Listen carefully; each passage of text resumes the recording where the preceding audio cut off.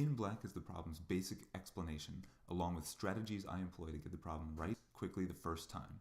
It is required that you copy this down. Any other colors are optional. Here, the really tricky thing that the College Board throws at you is the fact that you've got 2y first and then x second.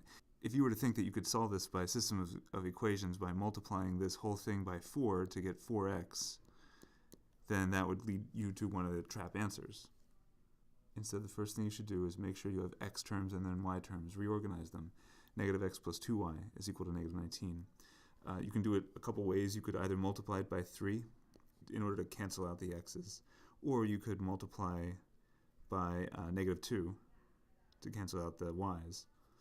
Anyway, you get negative 3x as the second equation plus 6y is equal to 19 times 3,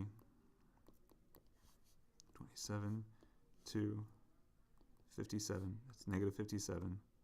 And then when you add this equation to this equation, you get the x's cancel out.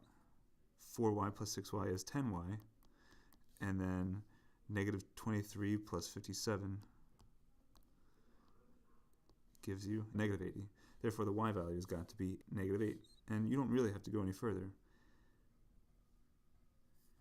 An alternate method, like I said before, was you could also have multiplied this by, not by 3, but by negative 2 in order to cancel out the y's. Another alternate method would be to isolate this, use substitution. You could say 2y minus x is equal to negative 19. You could have added x to both sides, and to get 2y is equal to x.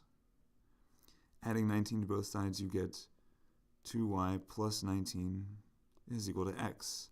And you could take that and plug it in here if you wanted to and solve that equation. But I think the way that I did it first is probably the fastest way. Some variations that the College Board could throw at you would be to give you different kinds of equations. They're really just testing systems of equations, so they could give you any.